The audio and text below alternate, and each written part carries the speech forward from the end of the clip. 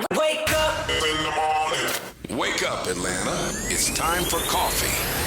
Talk presented by Spotify. Fresh vibes, real talk. Let's get started, shall we? Yes. Ladies and gentlemen, boys and girls, boy howdy. Welcome back to another exciting radio podcast episode. Ladies and gentlemen, boys and girls, if you're just now tuning us, we are Coffee Talk, presented and powered by Spotify.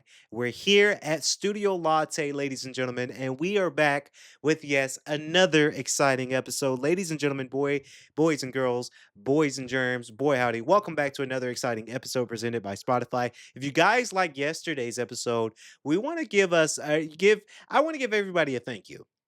Right, because a lot of people are very receptive to the new set. A lot of people love the episode. We had a lot of great things that came out within the episode. We uploaded a lot of special features from yesterday's episode. So we hope that everyone like the show. Please like, comment, and subscribe if you're watching us on YouTube or if you're watching it on any audio platform you get your podcast from. Thank you guys so very much. And for everybody that is up late tonight, of course, the day before, if you're doing early access, you can watch it right now tonight on Instagram and LinkedIn live, and then it'll be posted on our feeds that next morning started at 8 a.m. So thank y'all for staying tuned. Thank y'all for tuning in to our top hit and independent Atlanta radio show.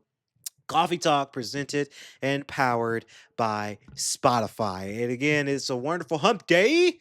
It is Wednesday, ladies and gentlemen. Let me tell you, Wednesday is it. This week is flying by, which is a good thing for us because during the week we got a lot of things planned. Now, if you guys know, you know, we had Coffee Talk yesterday. Monday we had What Had Happened Was with me and Evelyn. Go check out that episode. By the way, that episode is available on all audio platforms you get your podcast from. But we've been having some good weather lately. It's been okay. So yesterday was a little bit interesting because it was the sun was creeping out for the day starter. And I'm really different with it nowadays because when I get up in the morning nowadays, because we had daylight savings time, I will tell you guys on Monday I got up. I set my alarm for 7.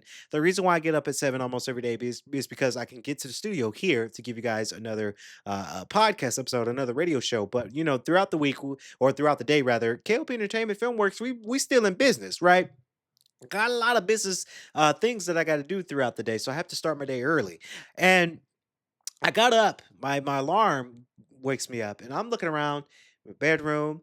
I didn't know who or what I was, right? Because the sun, like, it was still dark by the time I got up. And I'm like, why is my alarm going off when it's still dark outside?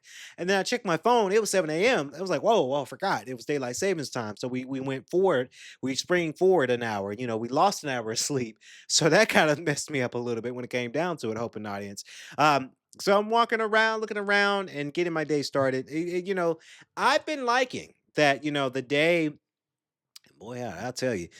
After my day is done and after I finish in the office, I go to the gym. One of the things I try to do is obviously go to the gym right after work. That's discipline. Let me tell you, that is discipline. You got to have the right discipline to do that, ladies and gentlemen, because, we had a long, full day, your typical 9 to 5 in the office, working hard, putting in work, and now you putting in the grind after work. That is true, true discipline. But after I get done with my gym session, it is still light outside. So I think I kind of like that because, you could still have the remaining of the day, even though it's later in the day, you still have a little bit of light outside. So, daylight savings times, ladies and gentlemen, please enjoy it while you can. But it's been amazing weather that we've had.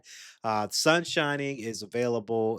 We had some flurries, we had some rain, but we had some good sunshiny weather, 70-degree weather. So it's really, really amazing. When it came down to it, I think Evelyn said on what happened was she had to crank her AC up because it's getting, and we had to crank it up in my house too because it was getting a little bit, it's getting a little bit warm now because we're hitting the spring season. But speaking of when I talked about spring, I just said the word spring.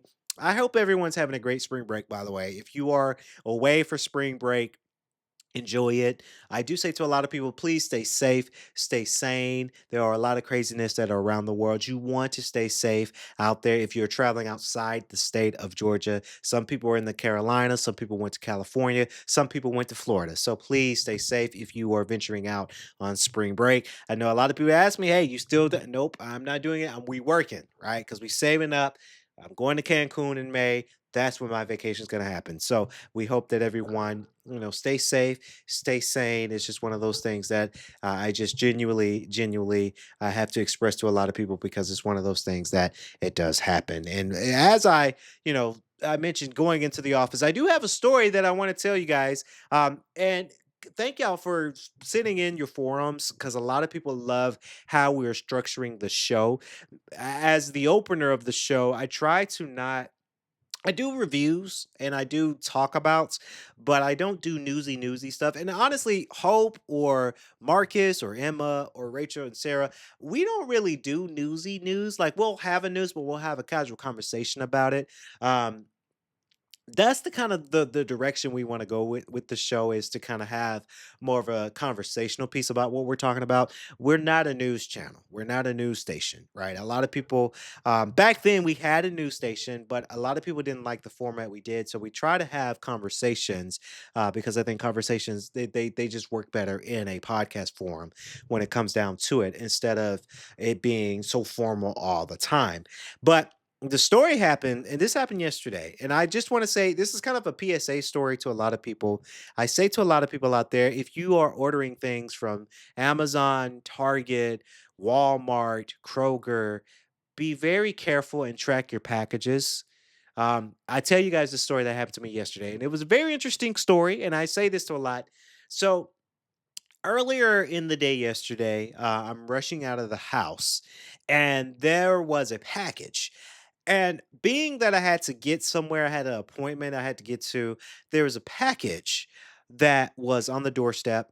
I brushed it inside, right? I didn't check the name, I didn't check the address, I didn't check who it was from. I just thought it might have been something we ordered that I just kind of forgot about, so I brushed it aside. I did order something that I am still waiting to get my money back because I never received the product. You got to be careful. Don't fall. At first, I say that to another PSA. Don't fall into the TikTok shops. Don't fall into the Facebook ads because sometimes they'll try to advertise for you to buy something and you may not get it. They'll take your money, you may not get it. So be careful how you do that. So I brushed the box inside. I'm just having a rushful day yesterday. Brushed it inside. Got in the car. Went to my apartment. Went about my day. The same day, midday, I'm out nowhere near my house. My neighbor comes up. Of course, everybody knows everybody should have a ring doorbell at their door. That's now the standard. Now, I say that to a lot of people. You want to make sure you have some sort of ring door on your door just for security reasons and security measures. Um, and I got the alert that somebody ring the doorbell on the ring. Somebody's at my front door. I checked it on the app and I said, hey, that looks like one of my neighbors. And I said, okay. Um, yeah, what you I said, "Hey, what's going on, neighbor?" My neighbor says that, "Hey, did you guys receive a Target package from Target?" And I said, "No." And the reason why I say that is because, I knew that we had a package at the house, but me being into my appointment, I didn't really think that much ahead about what did I rushed into the house. I just was rushing that package into the house because I had to go, right? I'm on go constantly. So my mind is at 100 miles per hour some days, right? So I said, not that I know of, I haven't ordered anything from Target as of late. So I no. She was very sad about it. I felt really bad, but I'm like, well, maybe the delivery driver probably either there's two things. Delivery driver probably stole it or they sent it to the wrong address. So I told the neighbor, "Hey, check your tracking, check to make sure you got the right address." I'm sure she put her right address on her thing, but I said check that and check to see if you can still track it because nowadays, and I only say this because it does happen, right? I've had mysteries of ordering something and it hasn't been received. I've ordered some things that were very expensive and I got my money back simply because they stole it. We are living in some tough times right now that people are willing to do almost anything to survive and steal from people. I do say that if you work in delivery and you're out here stealing packages, shame on you. People pay their hard on money on packages that they order. Um, and that's why I tend to not. if I have to order something, sure. I do have to order because it's something I can't pick up. I do have to order my meal prep, right? I use Factor. They ship it to my house. I have to order that stuff. There, you can't go to a you can't go to a brick and mortar store that Factor has because they don't have a brick and mortar store. Um, so I say that to a lot of people. Please be careful. But to a lot of people, if you're out here stealing, shame on you. Um, so she was sad about it. I went about my day. After my appointment, I went to the gym, had a good gym session. Um, and it was very interesting with the gym session too. Shout out to Crunch. I did a ad, not an ad. This is not an ad that I did for them, but I did a promo social media yesterday, guys. Go check that out. A lot of ladies in there too. A lot of ladies staring at me. I'm looking a little swole now. I'm looking different. Besides the point, I got home and then I was thinking about the neighbor and I saw the box. And then guess what, y'all? I didn't check the side of the box, but guess what logo was on the side of the box? You guessed it. It was the Target logo on the side of the box. I'm like, holy shit. I think we just stole this lady's package. We didn't steal it. I rushed into the house and I didn't think about it. So I looked at it, and surely but enough, it had my neighbor's name. Well, his wife, and the address. Obviously, I won't give out the address on this public platform, but the address was there, different names on it. There's a Target logo on the back. I was like, holy shit, this is not ours.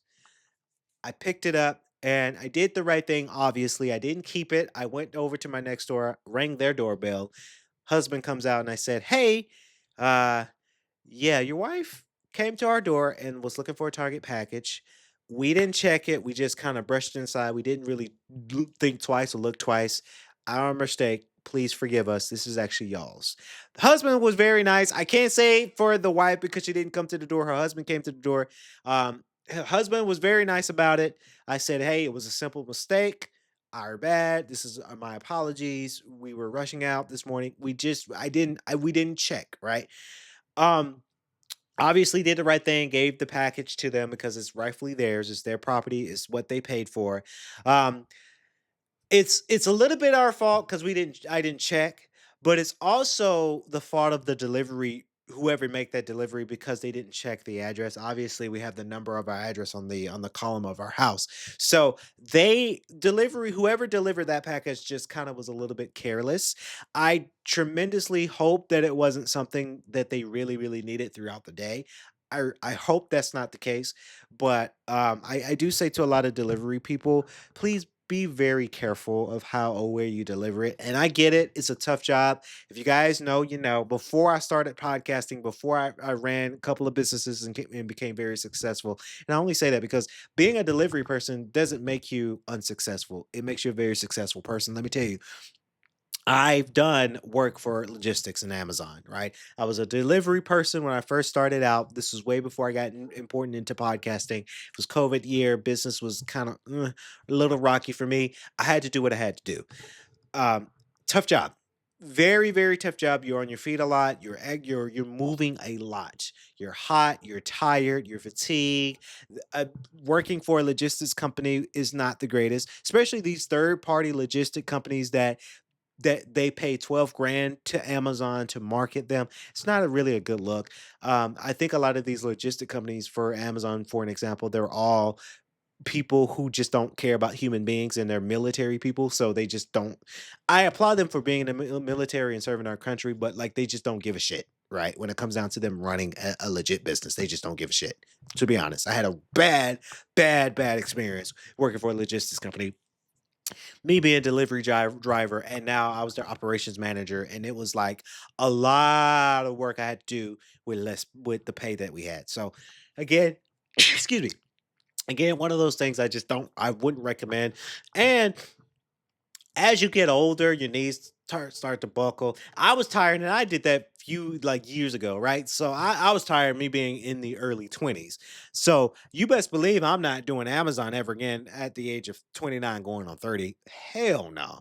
So it's a lot of work to run a logistics company. It's a lot of work to deliver packages. People think it's easy, and it's not easy. Weather conditions, and let me tell you, I will say, summertime, if it's hot as hell outside, you still delivering. If it's raining and snowing and it's all hell is breaking loose outside with Mother Nature, you still got to deliver that package or your job's on the line. So I do say that to a lot of people, delivery drivers. Please do be very careful. Watch where you're delivering. And but we also get it. It's a tough, tough job. But luckily, the neighbors wasn't upset. They were pretty happy that they got their package. I always say to a lot of people, when there's a oopsie like that, good karma is everywhere. If you perform bad karma comes back around. If you perform good karma, it comes back around. And I am a firm believer that I like to do the right thing. When it's wrong, it's wrong. Let me correct it. I went to their house, knocked on their door, apologized to them deeply because that's the right thing to do. I'm always going to be a firm believer of doing what is right. And if they would have been mad at us or mad at me rather, then they could be mad at me for the next few months. I'm moving anyway, so it's not even going to matter with the neighbors. I never really talked to them, so I can't say I'm going to miss my neighbors really. I'm moving, so it doesn't really matter. Um, and of course, we wouldn't steal, right? We wouldn't steal. Now, to granted, I am shopping for some new stuff for my new place, so I would go into the store and get the stuff. But besides the point, the moral of that story, PSA: if you're ordering stuff, please do track your packages and keep a swivel on your packages, especially when you spend a lot of money on said packages. You just got to be careful. Okay, so I'm gonna talk about this thing because you guys in the forums and in the comments, yesterday's episode I talked about a 90s movie called The Wedding Crashers. And you guys really like it when I talk about older movies, right? I've had some people say you need to do more of that because that lightens the show up a little bit this morning. So I'm gonna continue to do that. I'm gonna watch or try to within the spare time that I have movies that I haven't seen before that I'm going to watch and review and talk about it on Coffee Talk because I just think that that just lightens up the show and it just makes for good content for the show. And I can do new movies too and new shows. Um I can't do a new because there's not really nothing new that I'm reviewing and watching right now. I think there's a lot of shows that are just out. Um I gotta figure out what I'm gonna do on April 1st because this new Super Mario movie comes out. And I might be the one that goes see that movie by myself, and that's cool. I've went to go see the Super Mario movie, the number one movie, the first movie, by myself when it came out in 2023. I think I had a blast. I think what I'm gonna do is maybe on April 1st. I do believe that that's a Friday, so it might be April 2nd, Saturday. Or I might just do it on the rest day after work, right? I think I'm going to buy a ticket to go see the new Super Mario Galaxy movie, and I think I'm going to treat myself. I think I'm going to buy a big gigantic thing of popcorn, a big gigantic thing of Coca-Cola, and a side of M&Ms. And I'm going to sit down and I'm going to watch this movie. Because I'm big into video games. I am big into Mario, right? I'm a big gamer head. Um, to a lot of people out there, if you're watching, if you want to go see this movie with me and you're a close friend, we can make that happen. Ladies, if you want to go see the new Super Mario movie with me, my treat. I like a good movie. I like a good I like a good video game movie too. Um, but I think I'm gonna do that. I think I'm gonna do that for April 1st, so that way I can review the movie for y'all. So this movie that I've watched, and this was a couple of days ago, and I believe, and I just talked about it, and I know I get it. I'm gonna talk about relationships in this episode. I know I talk about that a lot in each episode, but this movie came out in 2010, and I like this movie. Now I've heard of this movie. I knew the actor and actresses that are in this movie, but I haven't watched this movie until a couple of days ago. I know I'm a little late to the game, but this movie, it is called The Spectacular Now. It's a love movie.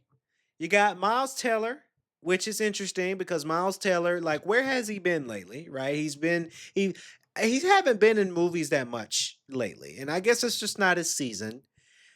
And Shailene Woodley. Shailene Woodley, let me be honest with y'all. I had a crush on Shailene Woodley. I did. I had a crush on her when I was in high school and she was a little bit younger, right?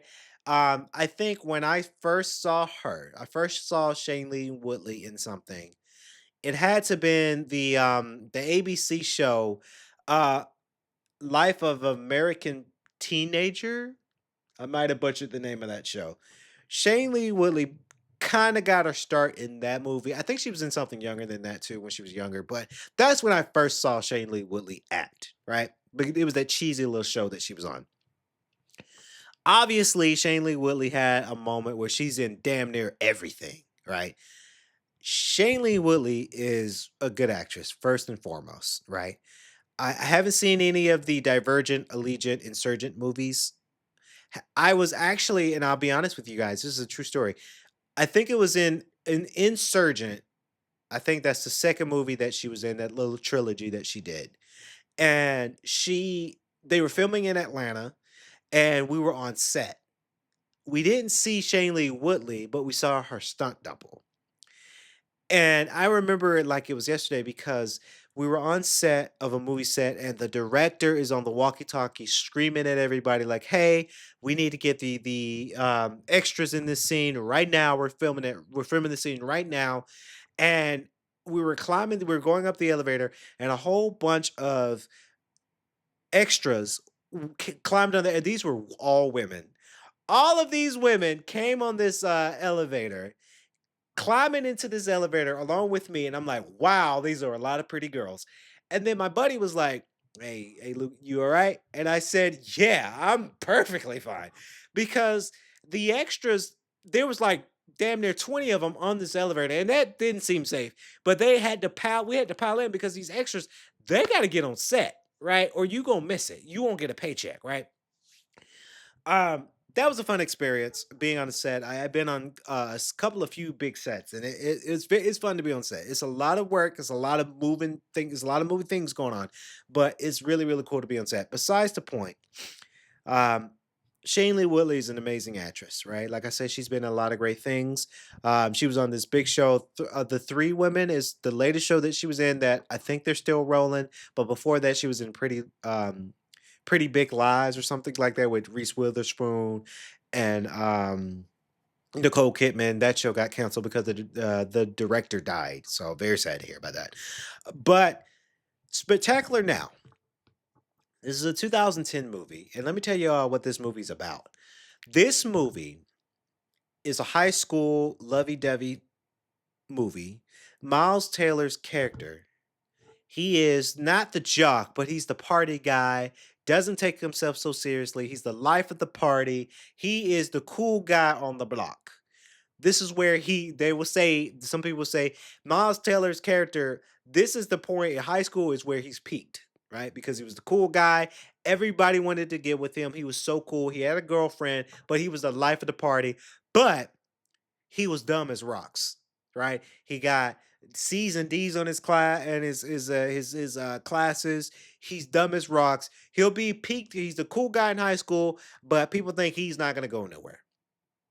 Meanwhile, he meets this girl, of course, Amy Finicky.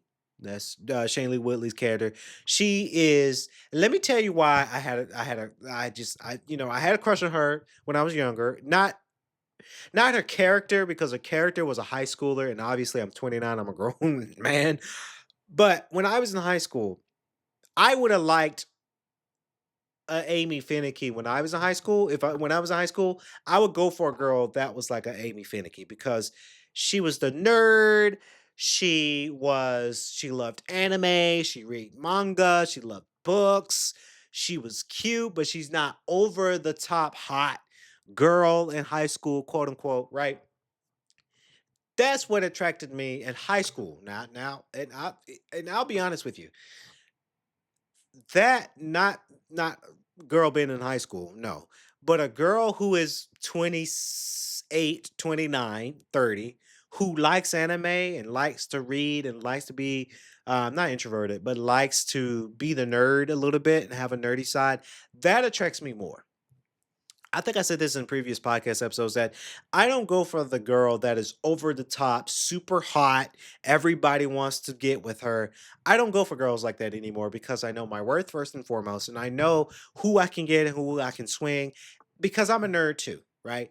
I like to podcast. I like to read books. It's more audiobooks for me. I like anime. I like nerdy movies. I'm making a sci-fi movie, Guardians, right? I'm a nerd, but I'm also a fitness guy too. So I go for girls like that nowadays. I don't go for the overtop. Oh, look at me. I'm pretty, pretty, pretty. I've got beautiful blonde hair, blue eyes, or beautiful black hair and brown eyes. I'm gorgeous. I'm going to look, I don't go for that anymore. I like my nerds. I really do. I like my science fiction type nerds. I like the girls who like anime. I like my tech girls. I like girls who work in IT. I like them. I really do. Um, that's why it catered to me for Amy Finnicky's character. So she's the nerd, she's the anime, but she falls in love with Miles Taylor's character, the jock. Not the jock, the party guy. And Amy Finnicky falls in love with this guy because that was her first true love. That actually, number one, paid her some attention. Number two, really had a connection. Number three, really believes in Miles Taylor's character to really be somebody, right? But Miles Taylor character, Sumter, that's his character's name. Their family dynamics is not good. Kyle's Chandler plays the daddy. Phenomenal actor, by the way. He plays the dad of Sumter, played by Miles Taylor, and the dad ain't shit. He's a drunk addict. He's an alcoholic. He smokes a lot. He was on that shit. He ain't gonna be shit, right? And the mama tried to shield Sumter from the daddy because the mama didn't want Miles Taylor character to be just like the daddy, right? The mama wanted Miles Taylor character to be better than the daddy, right? That's why he didn't know where his father was. He didn't know what his father was up to. Miles Taylor's character, before that, he used to play ball. He was the jock, but he doesn't play anymore because he fall out of that. He just became the party guy instead. It's a true, true love story. And, I think Amy Finnicky helped Miles Taylor character, Shailene Woodley's character, help Miles Taylor character become better. She said, "Hey, I'm getting into college, and I." She's delivering newspaper for her mama. Her family dynamics not great as well. They're just kind of going through the gutter. And Shailene Woodley's character wants something better, right? She wants to go to college. She wants to work at the library. She wants to become better than what her family is doing now. And I think both of them helped each other because they both go to the University of Pennsylvania, I think, to become better and to step away from the family dynamics a little bit and to become better as human beings and going through college life. I think I love this movie because it's a lovey-dovey movie. It kind of, and I said this a lot. It kind of gives me hope in finding love. I think it gives me hope in finding love, but it's patience, because that's what Shailene Woodley's character, she's become this nerdy nerd in high school. She never had a real boyfriend in grade school and middle school, and now she's finding true love in high school. And maybe they spin off and they found true love in college. I'd love to see them, and they're a little bit older now, so I don't think we're gonna get a spectacular now 2 or 3, right? But they left a big cliffhanger where Miles Taylor's character goes to University of Pennsylvania because he fills out a college application. He fills out the college essay and he wants to become better. He runs into Shailene Woodley's character and say, "Hey, babe, we're not in high school anymore. We're in college." Now that changes things and it allows Miles Taylor to the characters to step up and be responsible and be thinking about their future. His girlfriend that he broke up with was Brie Larson, which I didn't know that. Brie Larson looked very young in that movie too. Um, very, very good movie. I do say that if you want a good lovey-dovey movie, that is a story. That is a lovey-dovey movie. It gives me hope with love. Everybody knows I talk about relationships and love in this podcast. I'm just a huge romantic. I'm a hopeless romantic. I love, and I still believe in it. Despite this generation, despite Gen Z, despite this weird generation we're in about finding boyfriends and girlfriends, right? I'm still a humble believer in it because I think it's a beautiful thing when you find the right one. And I think Shailene Woodley's character and Miles Taylor's character, they found each other and they're right for each other. I wish they did a part two, but we probably won't see that happening. But shout out again, it's available. I think it's available on HBO Max, right? So that's where I seen it. You guys can take a look at it. I know I babbled a lot on Coffee Talk. Hopefully, you guys like this segment. We're gonna turn it over to Hope, and she's gonna give us the latest in our front page news. And I'll be back to close the show. Stay tuned. Take it away, Hope. Wake up, y'all! It is now time for the front page news of the day on Coffee Talk presented by Spotify. Yeah! Good morning, Kennedy. And good morning, everyone. Okay, here's today's front page news. Dr. Dre has finally joined the Billionaire Boys Club. The legendary hip-hop producer / mogul is one of almost 3,500 figures who are featured on Forbes' 2026 billionaires list, ranking as the 3,332nd richest person on the planet, tied with Rihanna, Jared Kushner, and DoorDash co-founder Stanley Tang, among others. According to the publication, Dre's $1 billion net worth is derived mostly from the Aftermath Entertainment record label and Beats Electronics, which he co-founded in 1996 and 2006, respectively. The 61-year-old is one of two rappers who can currently claim to be a billionaire, along with Jay-Z, who boasts an enormous $2.8 billion fortune, placing him 1,504th on Forbes' rich list.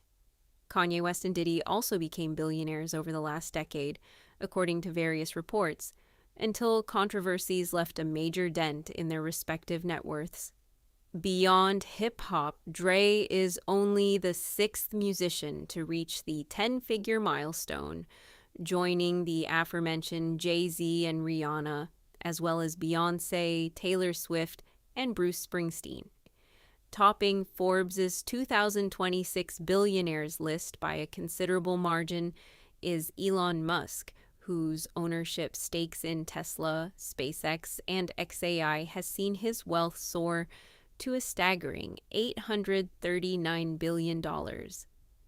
Dr. Dre's inclusion on the rich list comes more than a decade after he inaccurately claimed to have become hip-hop's first billionaire following the $3 billion sale of Beats Electronics to Apple in 2014. Shortly before the deal was officially announced, the NWA icon appeared in a social media video with Tyrese and bragged that he was now the first billionaire in hip-hop right here from the motherfucking West Coast. However, reports at the time indicated that the deal had actually pushed Dre's net worth to $800 million, up from $550 million, leaving him a couple $100 million short of the $1 billion mark. It was later claimed in the book After Steve how Apple became a $1 trillion company and lost its soul that the aforementioned video cost Dre and fellow Beats co-founder Jimmy Iovine around $200 million after Apple boss Tim Cook used the leak as leverage to reduce the acquisition price. Recently, a rumor that Kim Kardashian requested an ultra-rare alligator mini Kelly bag for her preteen daughter began to swirl. Earlier this week, rumors that Kim Kardashian unsuccessfully tried to buy her preteen daughter North a Hermes bag began to swirl. This is because author and journalist Amy Odell recently spoke with a former employee of the Beverly Hills Hermes boutique. Apparently, they told her that not every celebrity got what they wanted when they came in to shop. Kanye West and Kim Kardashian wanted a black mini Kelly bag for North or something like that. And Hermes said no, they explained. I have no idea why, but we were like, oh, wow. I think at that point it goes through corporate because if someone who's that high profile wants something, then obviously they're going to be photographed in it. And they don't want just anyone photographed in it. So you'd call the press office and be like, hey, so-and-so wants a handbag. And they'd usually say, cool. But for some reason, they didn't want Northwest to have an alligator mini Kelly. They concluded, for reference, an alligator mini Kelly can sell for over $75,000. Now, however, TMZ reports that there's actually zero truth to these rumors. The outlet spoke to sources who claim that the Skims founder has had a solid relationship with Hermes for years. They claim that she's used the same contact for over a decade in Paris, not the press office. Moreover, they clarified that Kardashian did not request a bag for North or even visit a store recently. Apparently, those close to the situation aren't happy to hear that people are fabricating stories like this when kids are involved. They find it very disturbing that anyone would make up stories about a child for clicks. They added, Turn it up. They shoot. They score. Top of the hour sports talk on Coffee Talk. Presented by Spotify. We back. We don't give a fuck. Good morning, folks. Okay, so get this. Right now, the SEC is projected to send nearly 10 teams to the NCAA tournament. That's more than some entire conferences combined. It's like the SEC isn't just dominating football anymore. They're making waves in basketball too. That's a wild number. I mean, 9.8 bids. It's not just about the quantity either. It's the quality of those teams. The SEC is stacked this year, and it's fascinating to see how the bubble teams are fighting to stay in the mix. Where do you want to start? Let's dive right into the SEC since it's such a powerhouse this year. 7 teams are already locks. Florida, Alabama, Vanderbilt, Arkansas, Tennessee, Georgia, and Kentucky. These are the heavyweights, the teams that are basically untouchable at this point. But then you've got Texas A and M and Missouri in the should-be-in category, and that's where things get interesting. Texas A&M is such a great example of how one game can change everything. That triple overtime win against LSU, it bumped their at-large odds up to 80%. 6 Quadrant 1 wins and a top 10 resume ranking in the SEC give them a strong case. But they're still not a lock. It's like they're walking this fine line. One misstep in the SEC tournament, and they could be in trouble. Exactly. And Missouri is in a similar boat. They've been on a roller coaster lately, winning 6 out of 8 games, then losing back-to-back to Oklahoma and Arkansas. Their at-large odds are sitting at 74%, which isn't bad, but it's not exactly comfortable either. They've got 5 Quadrant 1 wins, but their strength of schedule is weaker compared to some of the other SEC teams. It's this constant balancing act of metrics that makes their position so precarious. And then there are the teams with work to do. Texas, Auburn, and Oklahoma. Let's talk about Texas first. They're such a confusing bubble team. 7 Quadrant 1 wins, but only borderline top 50 in the national resume rankings. They've split games with Texas, A&M, and Georgia, but their recent losses have really hurt their chances. Yeah, their consensus at-large forecast dropped to 55%, which is just barely above a coin flip. They're going to need a strong showing in the SEC tournament to make their case. And then there's Auburn. Oh, Auburn. They've lost 8 of their last 10 games. And their at-large odds are in the 20% range. Historically, it's almost impossible to make the tournament as an at-large team with 15 losses. They're going to need a miracle run in the SEC tournament. Oklahoma is another interesting case. They're a last-minute addition to the bubble conversation after beating Texas on the road in overtime. That win gave them their 5th Quadrant 1 victory and put them on the radar, but their at-large odds are still just 12%. It's a long shot, but stranger things have happened. Moving on to the Big Ten, they've got 9.3 expected bids. 6 teams are locks. Michigan, Illinois, Purdue, Michigan State, Nebraska, and Wisconsin. Then you've got UCLA, Ohio State, and Iowa in the should-be-in category. UCLA's story is compelling. They were in the 60% range a few weeks ago, but they've won 4 of their last 5 games, including big wins over Nebraska and USC. Now, their at-large odds are at 97%. Ohio State is another team that surged at the right time. They closed out the regular season with a 3-game winning streak, including a crucial win over Indiana. Their at-large odds are now at 91%, and their resume is solidly in the top 40 nationally. They're not a lock yet, but they're close. And then there's Iowa.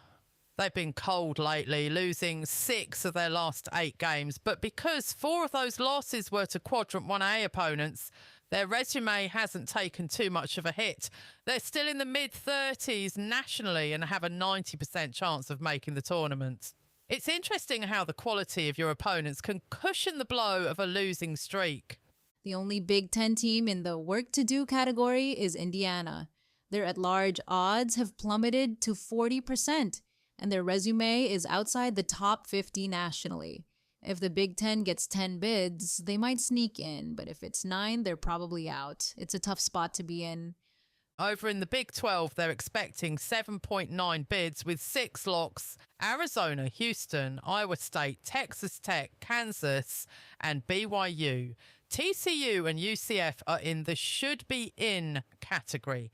TCU has been on fire by winning 8 of their last 9 games. Their at-large odds are nearly 80% now, which is a huge jump from where they were a few weeks ago. UCF, on the other hand, has been sliding. They've lost 6 of their last 9 games, and their at-large odds are down to 76%. They're clinging to the Big 12's 7th bid, but Cincinnati is hot on their heels. That head-to-head matchup in the Big 12 tournament could be pivotal.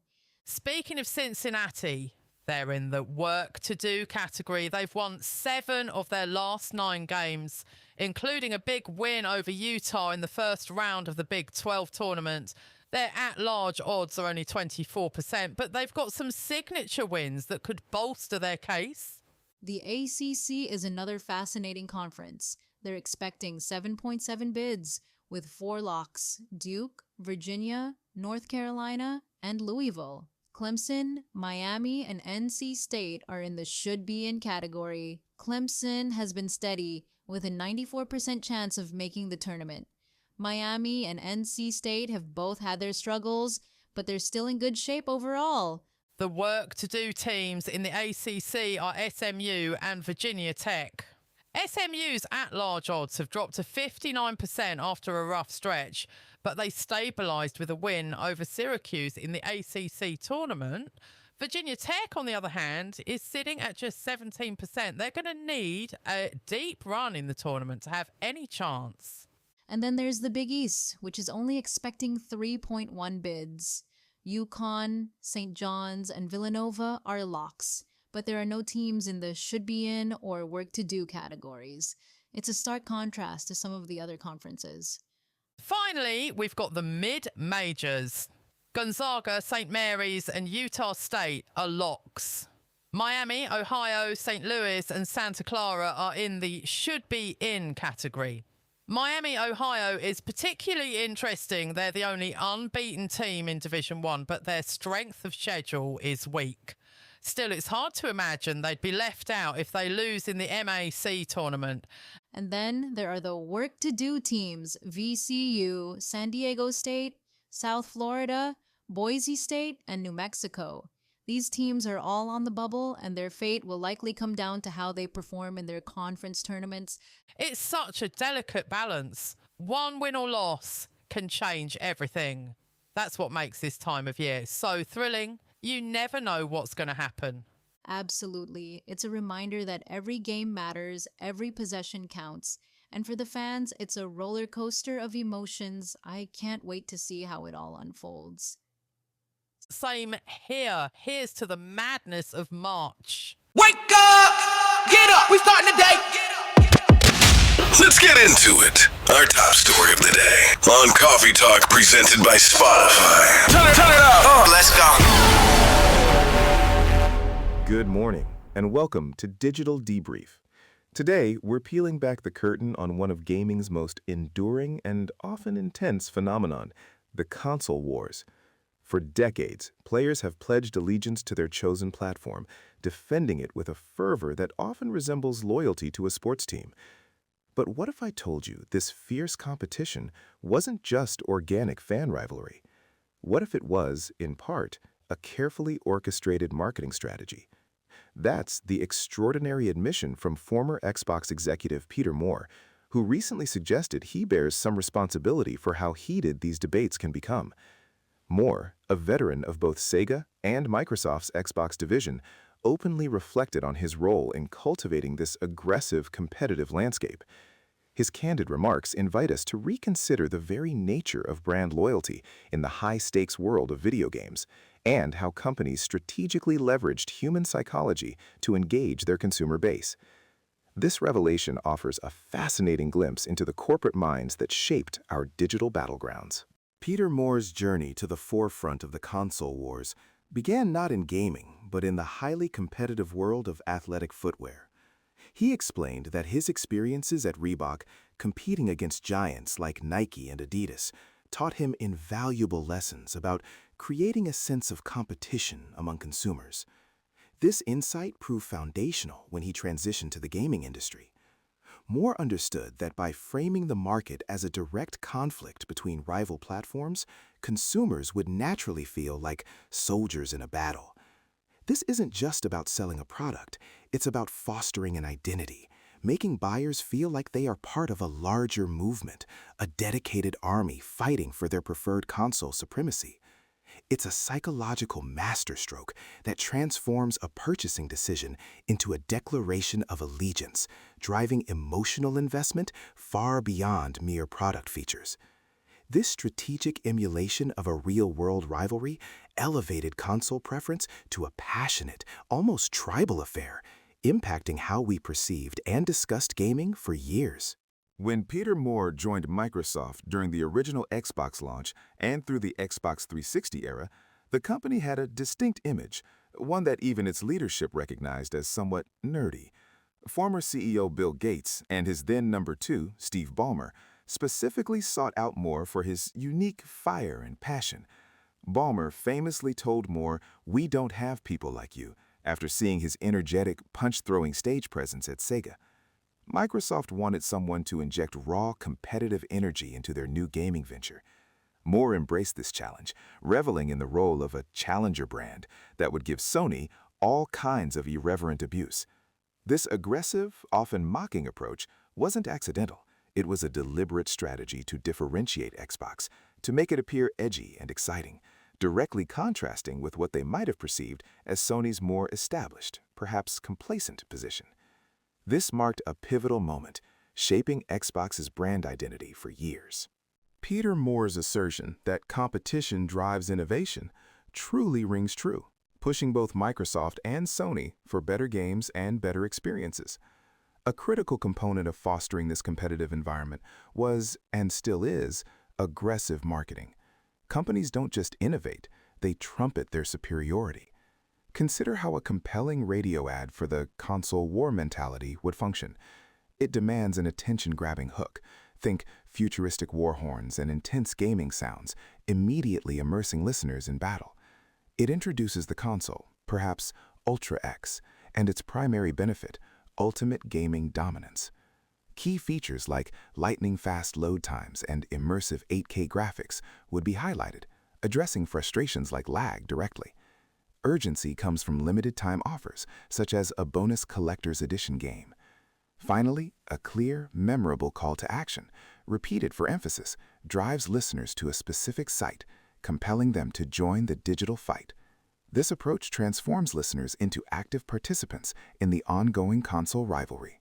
While Peter Moore championed the console wars, acknowledging their role in innovation, the landscape has notably shifted in recent times. The intense console wars have died down lately as Microsoft embraces a more multi-platform strategy. This means Xbox-exclusive titles potentially making their way to rival consoles, a move that would have been unthinkable in the fierce early days. Sony, too, is adapting, though perhaps with a different approach. While they've had success with PC releases like Helldivers 2, there are whispers that PlayStation might be pulling back on PC releases, possibly indicating a return to more console exclusivity. This evolving dynamic presents a fascinating paradox. Is the industry moving towards a more collaborative, less combative future? Or are we witnessing a strategic regrouping before the next major skirmish? The fervor of the soldier in battle might be evolving into a more nuanced strategic alliance or a renewed but different competitive front. As we reflect on Peter Moore's candid admissions, it's clear the console wars, deliberately engineered or not, left an indelible mark. This sense of fervent rivalry not only fueled rapid innovation, as Moore suggested, but also profoundly shaped gamer identity. Millions worldwide proudly aligned themselves with a console, becoming passionate advocates, even soldiers, in a marketing battle that felt deeply personal. While the overt, irreverent abuse of yesteryear may have mellowed, the echoes of those battles still resonate in fan discussions and brand strategies. The legacy of competition pushing boundaries remains, even if the methods become more subtle. Whether this leads to genuine multi-platform harmony or merely a new form of strategic rivalry, the understanding that our gaming experiences have been, in part, a product of carefully constructed corporate competition offers a fresh lens through which to view our digital entertainment. Yes, yes, yes, ladies and gentlemen, boys and girls, we hope that you enjoyed this episode as much as we did recording and giving it to you guys today. Please remember to like, comment, subscribe to the channel if you're watching it on our YouTube channel at K.L.P Entertainment Filmworks. And also, if you're watching Spotify for video, share with your friends because we do have the video version on Spotify for you guys to watch and listen to it. And also, if you're listening to us on other audio platforms you get your podcast from, thank you guys so very much. We thank you guys who tuned in live tonight on LinkedIn and Instagram. Thank you guys so very much. And if you missed us, you're watching us now starting at 8 a.m. Wednesday morning. We hope everyone have a fantastic Wednesday. Enjoy that hump day. Enjoy that weather. Go outside and walk around if you can. From our entire cast and crew here at Studio Latte, peace, love, and respect for all of our fans out there. And we'll see you guys in tomorrow's episode of Coffee Talk, presented and powered by Spotify. Until then, guys, have a great day. We'll see y'all in the next one. Peace. We bringin' good energy. This has been Coffee Talk, presented by Spotify. From our cast, we thank you for listening. Yeah.